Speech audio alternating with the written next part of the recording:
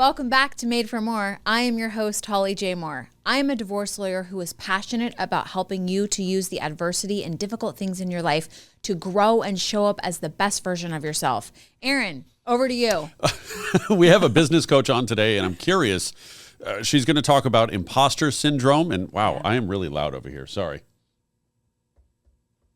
Maybe you're just talking really loud. Maybe. Yeah, Maybe. That's never happened. No, we've got a business coach to talk about imposter syndrome, and I'm curious because she also talks about the evolution of the entrepreneur. You're starting a law firm, less than a year out of law school was not part of the original plan. At what point, and maybe never, have you kind of gotten over that imposter syndrome where you're like, I'm not really supposed to be doing this, am I? Yeah, started my own law firm a couple months after I passed the bar and became a licensed attorney. And my plan was always like to work for a firm for 5 to 10 years and learn how to do it all. And then I could go out on my own. But, God had other plans, and thank God that he did, because it all worked out perfectly. But, the interesting thing about imposter syndrome, I'm excited to talk to her about that. Because I think if you keep growing and you keep sort of striving for new heights, like there's new things that you feel like you're imposting. Is that a word? Impostoring? Imposing? I don't know. We'll ask her. We are joined today by Carolyn Herfurth, founder of the Impostor Syndrome Institute. Carolyn, welcome to the show. Thank you, and I have to make a correction right out of the gates. Co-founder of Impostor Syndrome Institute. Co-founder, of course. Yes, we want to give all the credit that is due to everyone. That's right. Yes. So let's just talk first about what exactly is imposter syndrome. I mean, we hear it all the time, but I'm curious to know, how do you define it? Right. Well, the term imposter phenomenon was co-coined by two psychologists, Pauline Clance and Suzanne Imes, back in 1978. And pop culture has evolved through popular culture to call it syndrome. And it's not any kind of a diagnosable disorder. It's not on the DSM. It's, a lot of people experience it. But what imposter syndrome is it's a belief that millions of people, men and women worldwide, have that they are not as talented, intelligent, capable, or competent as other people think they are. And the fascinating thing about it is this belief exists despite evidence of their success and their accomplishments. Okay. So I think you've already hit my first question, which was, does this affect women more than men, or is this somehow, skewed towards one gender or the other? But I guess not. Not really. I mean, the early studies were done with women. Clance and Imes, their coining of it, their first observations, is because they were working with women, students, faculty. Yeah. And Dr. Young, when she wrote her dissertation on imposter syndrome, around imposter syndrome in the early 80s, she had women in her study. Many people over half people of color, but she, so the early attention was paid on that, but oh my goodness, there are so many men who struggle with it too. So I think women have been a little more likely to talk about it than men, although I think it's becoming more and more normalized. Okay. So where does it come from? Why are we experiencing it? It can come from a lot of different places. So Dr. Young wrote a book called The Secret Thoughts of Successful Women and Men, Why Capable People Experience Imposter Syndrome. I don't think I got the subtitle completely right, but it is a book she wrote, I think, over 13 years ago. And she talks about the sources of imposter syndrome. And Clance and Imes had identified some of them. I mean, sometimes it's family expectations. And so or family messaging. So that could be something. There's the confidence gap between people who identify as male and people who identify as female. And, it's very well known that men are far more confident in their 20s and 30s than women. The women start to gain a little ground in their 30s and 40s. And, by the time women are 60, they're more confident than men. By that point, they're like, I don't give a damn anymore. Right, right, yeah. Right. But those are key platform building career platform building years in your 20s and 30s. So it's like this women think they need to be more competent, and that's not necessarily so. They're probably equally, if not more competent than men at that age, but it can really affect the trajectory of a female's career. But so those are some of the things. One of the things Dr. Young has identified 7 sources, so I could go into all of them. Okay. But let me get there. There are a couple I would like to point out. Yeah. One is if you're in a situation where you don't look or sound like other people, that you don't necessarily have a sense of that you belong, that is a source for imposter syndrome. So there are these societal issues that have to do with, being one of the first or the only, or maybe just one of a few who look and sound like you or have your background. So that can trigger imposter feelings. But the one thing that all people who experience imposter syndrome, the one shared reason is that they have a distorted definition of what competence really means. Oh. And this is really the groundbreaking work of Dr. Young, of really making that connection between imposter syndrome and our distorted definition of what competence really is. So what is the correct definition? Well, I mean, here's the thing. What she's observed is it's a distorted definition of competence, but not everybody distorts it in the same way. Okay. So she's identified 5 different types.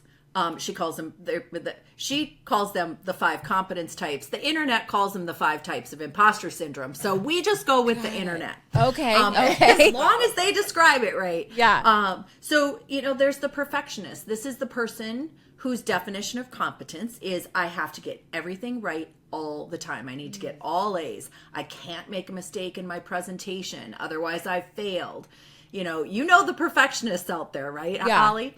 Yes. There's the expert. This is the person who's it's the knowledge version of the perfectionist. The expert thinks they need to know everything, and so if they think they have to know more than enough in order to speak up in a meeting or bring their idea to the team, that can slow things down. So they just think they have to know everything.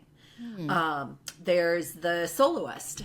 Just like it sounds, they think competence means you have to do everything yourself. Success has to be unaided.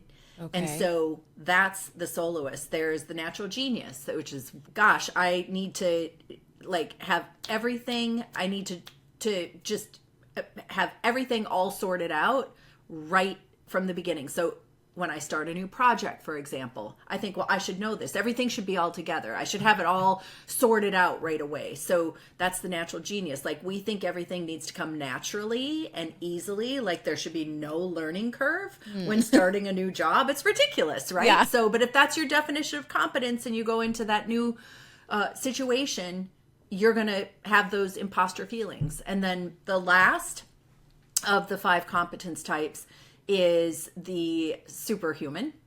And so this is the perfectionist on steroids, but instead of just having to do your job perfectly, you need to also be the perfect spouse, the perfect parent, the perfect host, the perfect, the perfect everything. And so that's if you think about the proverbial superwoman, just think about that. So that's really hard to sustain. And if you think you have to do everything perfectly in all facets of life, you're going to experience imposter syndrome. Yeah, absolutely. I have a couple questions. Let me think about what makes sense to ask first. Are there some people that don't experience imposter syndrome? There are, as a matter of fact. So research has found that up to 82% of people experience some level or some sense of imposter syndrome at some point in their lives. And so up to 82%. The common, in the imposter space, the common stat people throw around is 70% experience. Okay. We know can be much higher, depending on your kind of your work situation. Yeah. Because this is really associated with professional, like your work, business, school, career. Right. So what Dr. Young has also done is she's like, okay, so if up to 82% of people experience imposter syndrome, what about the other 18%?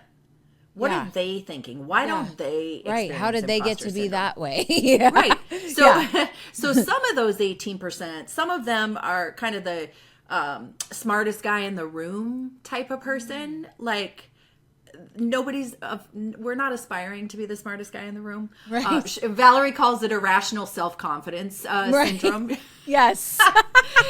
So we're going to set those aside because nobody's aspiring to be that guy. Right. Yeah. So then what about the other part of that 18%? Well, these are the people who have never experienced imposter feelings. When they're put in the same situation as you or me, when we experience it, they don't. Okay. And so she has really devoted a good chunk of her work to understand this other subsection of people, and she calls them humble realists. And so basically, humble realists have a healthy definition of what competence is. They are open to failure and mistakes and constructive criticism. And they also have a healthy response to fear. So that's what makes a humble realist different than the rest of us. So our work, Dr. Young's work, has been, how do we teach people to think like a humble realist? That is the crux of the work that we do when we're training coaches how to deal with their clients, when we're teaching speakers how to deliver talks on imposter syndrome, and when we're working with organizations, internally. Our whole thing is, how do we teach people to think like a humble realist? Got it. So they're not debilitated or incapacitated. Yes. So that was going to be my next question is there any, what are your thoughts on, do you agree or disagree with the statement that like a little bit of imposter syndrome might be healthy? Disagree. Okay. I'm glad you asked. Because so this is a narrative that has popped up in recent years. No offense, guys, but kind of when men entered the conversation on the topic. Okay. Typical. Men enter and they mess everything up. I hear your sound guy laughing in the background. Yeah. He gets it. And so it's basically, it's a form of gaslighting. It's like, really, it is a way of saying, well, that should be healthy. Like a little bit of that should make you want to work harder. Well, I don't want feeling incompetent or less competent to be my driver. I don't want to have to work harder, just be sitting around waiting for the imposter patrol to come and get me, and that's kind of the message that sends is, it just makes you work hard. I don't want to work harder. I already work hard. Why should I have to work harder? So we think that that's rebranding what imposter syndrome really is. Okay. And it's kind of making light of something that can really mess with people's, careers and self-confidence. Got it. Okay. So let me kind of throw a real life personal experience at you. I would be interested to hear your take. I'm a lawyer. I'm a divorce lawyer. I started my law firm when I was 26 years old. And so in the field already, it's pretty male dominated. Mm-hmm. And because I started my own firm, I was the lawyer going to the trials. Like, I wasn't in the dungeon doing legal research, right? Like, I was going to the trials, doing the trial, first chair, and most of my opponents were, I'll just say it, like 60-year-old white men who had been doing it for 20, 30 years.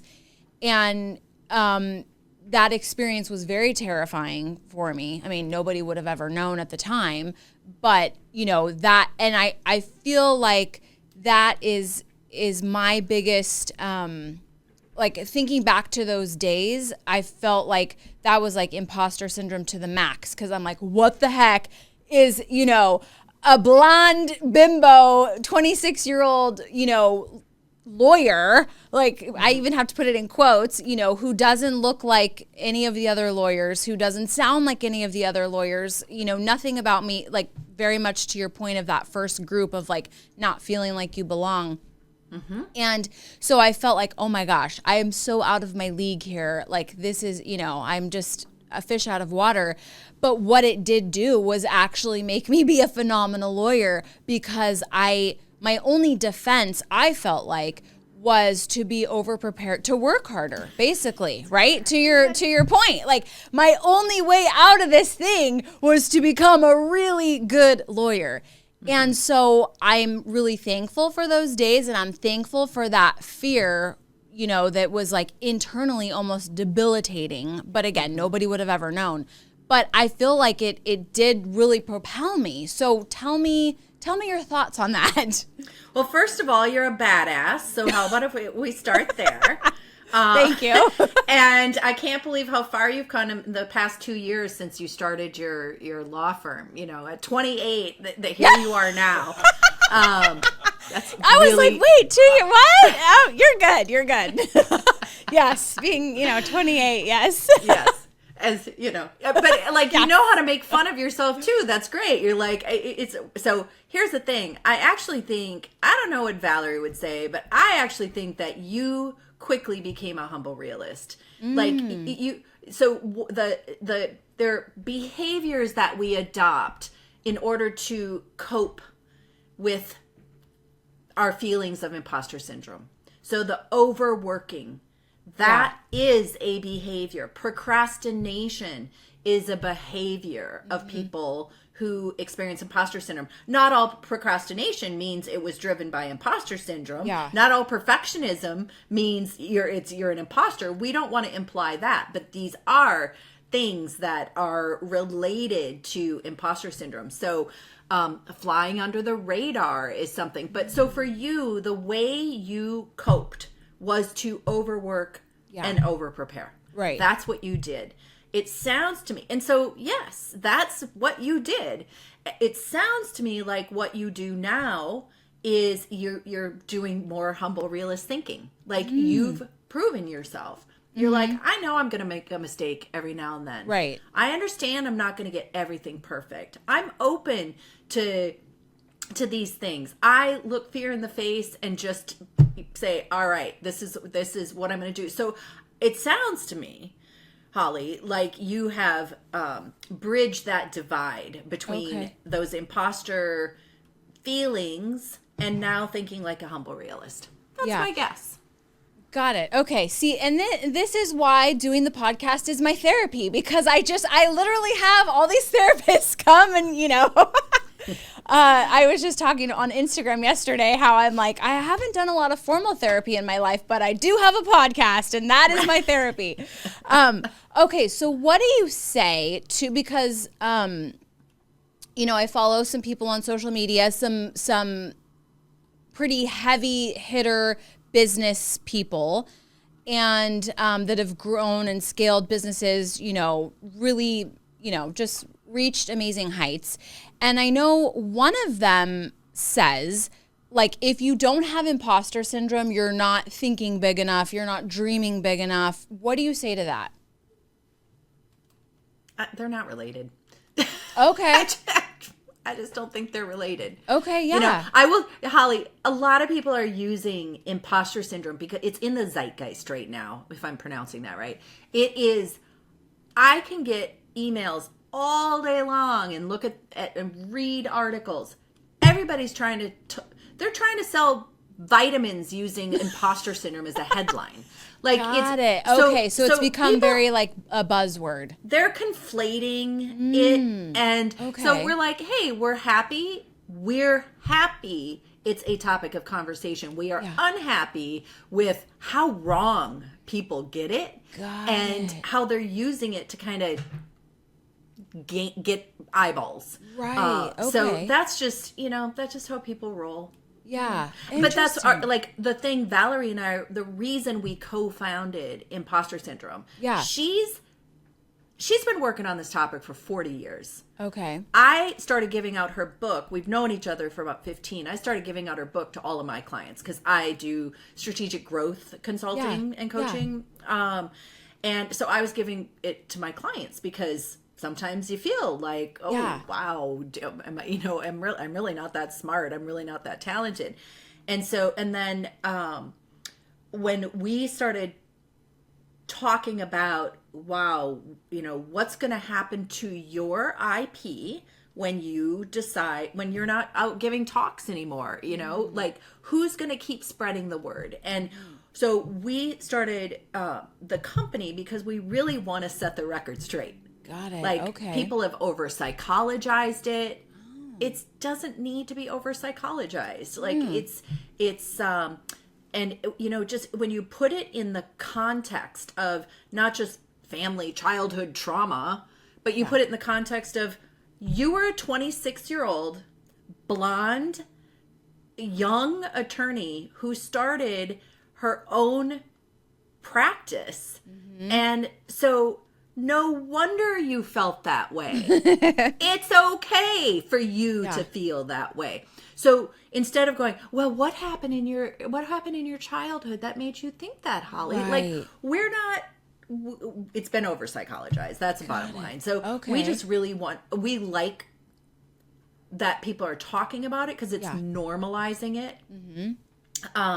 We just don't like the way people pretend to be experts on it when they're not even talking about really what imposter syndrome is. Yeah. And that's where I think people it does a disservice to the people who are experiencing this, right? The up to 82% who are experiencing this. Yeah. And they're like, okay, is that supposed to make me feel better?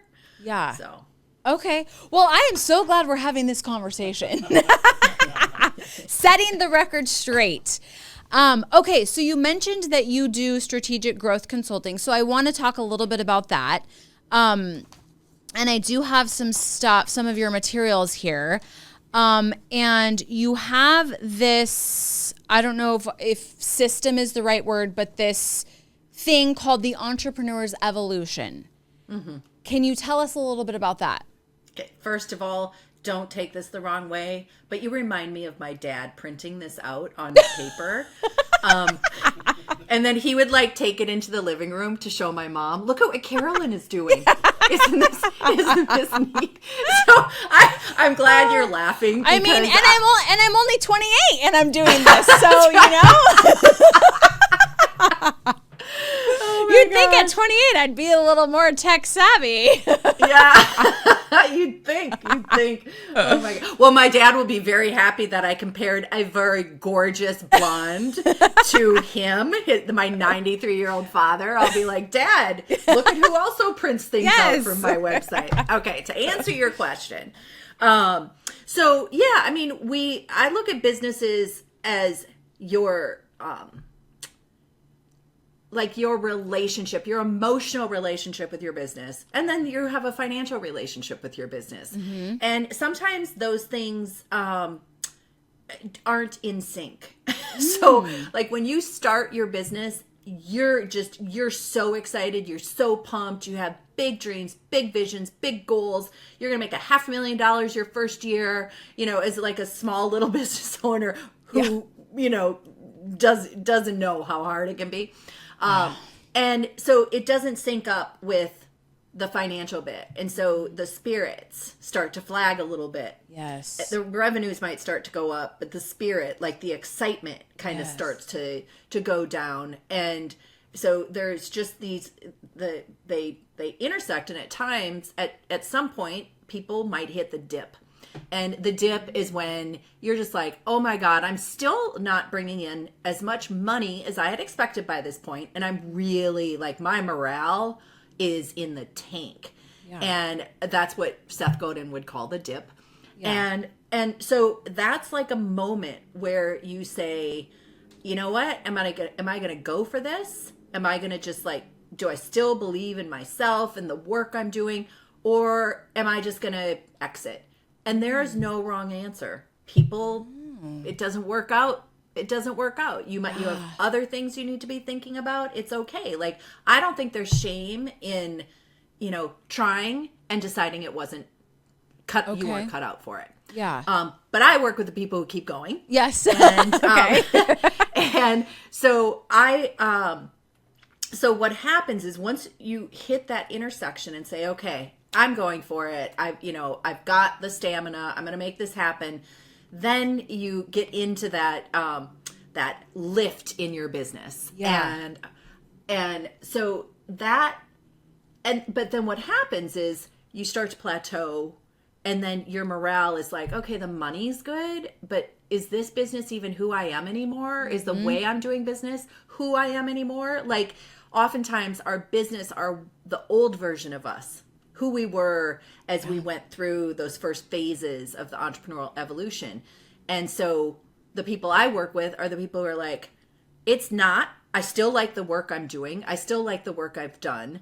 I still have the right mission, but my vision's changed a little bit and I want to go bigger, or the business has become a little too heavy. How can I lighten the load? How can I make more money doing less? How can I expand into new markets? Whatever that is. So, there is, and you probably see that, well, you work with divorce, but in business, enough business owners. Yeah. Like, you see it where people are like, oh, this business is wearing me out, but I'm making so much money. I don't really want to walk away from it. It's a nice lifestyle business, or it's nice this. That's where I think entrepreneurs specifically have such a hard time. Like, they've worked so hard for what they've achieved. Yeah. They don't want to screw anything up. So oftentimes they're just like sitting on the top of this this business that is kind of wanting to bubble, and they want to change, but there's fear, there's tension in making that change because they don't want it to all fall apart. Well, you don't want to kill the golden goose. No. Yeah, absolutely. I'm very familiar with this journey, both personally and my law firm. Actually, our niche is professionals and business owners. So, we kind of go on this journey with a lot of our clients as well. And then kind of the added layer of, divorcing and splitting a business and cash, all those kinds of things. So yeah, this definitely resonates with me. So what, as a strategic growth coach and somebody who helps people scale businesses, and, with all of that, I believe comes you got to do a lot of personal development and a lot of mindset work, and to deal with things like imposter syndrome, and to deal with the highs and the lows, and all of those things, because entrepreneurship can be super challenging. So when you have your clients that are in that position of like, okay, is this even still me? Do I want to keep doing this? But this is the golden goose. This is the cash cow that is providing me this lifestyle. What is the anecdote? What's the next step? What do you tell them? Well, I just like to tear things apart and make them look different. So, just an example of one client I work with, 7-figure business. She wants to sell in 5 years and wants to bring it to a certain revenue point. Mm-hmm. And, I know that when people hire me, they're going to increase their revenues pretty significantly. Yeah. And so it's just like with her, okay, what are different markets? How can we diversify? You don't have to change what you're doing, because in your case, your business model is kicking ass. We just need to get into new markets. And the way to do that is we need to look at how you're positioned as a thought leader in the marketplace, because your clients know you're a thought leader in there, like a thought partner. Right. But nobody else does. So how are we going to make that happen? So I look at 5 pillars of business. It's just my whole lens, and it's been this way for years, is we look at mindset. What's your relationship with your business? Where's your morale? In terms of time and, mindset optimization. So I'm looking at that first. Yeah. We look at the business model. How are things set up? What do you have for low touch, medium touch, high touch type of services? And I only work with service businesses. I don't work with product businesses. Yeah. No soap peddlers. I love them. I'll buy from them, but I'm no widgets. Yeah. So we look at that. We look at how are you positioned as a thought leader? How do you market yourself as a thought leader? And how is that doing, creating lead gen for you. Right. Yeah. And then the fifth pillar is sales. So it's just looking at each of those things and saying what's working for you right now, what's not, where's the disconnect. And so with this client, morale is high, business model is solid, thought leadership, she hasn't focused on it because she's just had all the business she's ever needed. But when you get into bigger markets, you have to, put yourself out there. So we're really focused on thought leadership, marketing, and sales. Okay, pillars. got it. What do you say to someone who is maybe just either thinking about starting a business or like in the very beginning stages of starting a business? What advice do you have for them? You have to look at it like it's the best personal development course on the planet. Because that's exactly what it is. And if you skip that part, your business won't do well. Yeah. And also, like, to this day, I actually talked to an old client yesterday. And she had hired me like 8 years ago. And we talked yesterday and she said, I remember like the prep work you had me do before we did our session, our first strategy session. She goes, I didn't really understand like why you were asking me these questions or what you wanted from me. And she goes, I went back and looked at that now 8 years later. And she goes, now I get it. She goes, I was so dumb. I didn't understand it. So my advice for the startup is those 5 pillars, keep them, monitor yourself, self-assess on those 5 pillars all the time. How's your mindset? How is your business model generating? Do you enjoy the work? Is it easy to deliver? Is it, are your systems set up to deliver it? Do you have the team around you to deliver it? Like, I look at business model that way. Yeah. Are you delivering good work? Like, are people getting results? I know if someone hires me, they're going to get an 11x return on their investment within a year. Right. I know that. Yeah. So, because I have a really great business model, I'm good at what I do. But then also just look at those other pillars. How are you positioned as a thought leader? What if you're brand new? You might have come out of Google and you're going to have an app. You might be a thought leader already. That might be something. But then how are you going to market yourself as a thought leader? Right. You can't just be heads down on creating the app and not figuring out how to market it and how you're going to sell it. So I those 5 things, if not a weekly check-in, a monthly check-in on a scale of 1 to 10, 1 low, 10 high. How's my morale? How's my business model? So you can look at that and start to see the gaps. It's just a super simple system. Right. Yeah. And then my final question, sort of coming full circle on our conversation, if someone's listening or watching this and they're feeling like, yeah, man, I do have imposter syndrome right now and it's kind of holding me back, or, it's just not a great feeling. What do you tell them? Well, first of all, I just say it's normal. So, I'd probably say go buy Dr. Young's book because it'll help you understand what might be the root or the source of why you feel this. Because, the first step is to normalize it and say, oh, I'm not the only one. It's okay. Yeah. That's all right. I'm human. The second step is we reframe. Like, once you figure out what the source is of your imposter syndrome, let's say you work in a highly competitive industry. Like, let's say you're an attorney and you work in a firm and you're competing with all your peers on becoming partner. Like, that's highly stressful. And you might look at your peers and think, oh gosh, I'm not as good as they are. Or you might think I'm better than, but that might be like the narcissistic version. But I think just really, just reframing your situation and saying, I'm looking at it through this lens, but what if I just looked at it differently? What if I said, oh, well, no wonder I feel like an imposter. I'm in a highly competitive industry, and that's just kind of goes with the territory.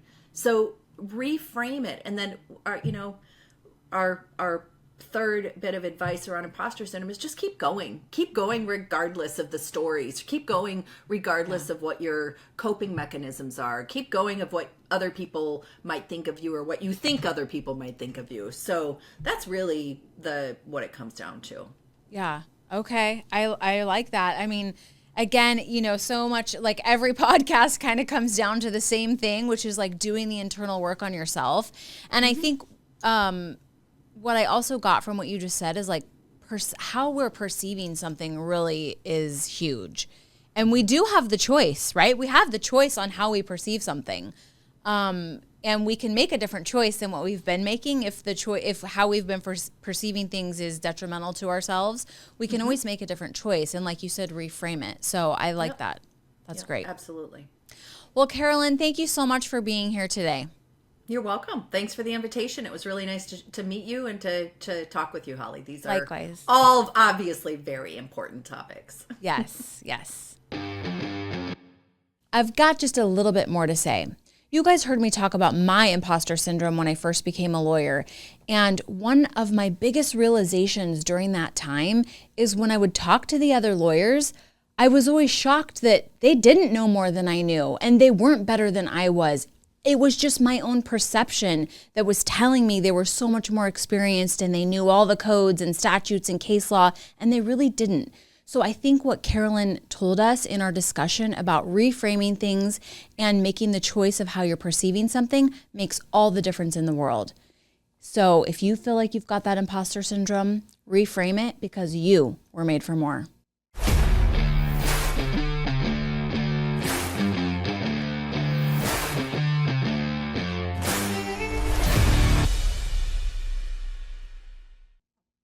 Saved it at the end. Did I save it though? I don't know. Yes, you did. Okay. Yes.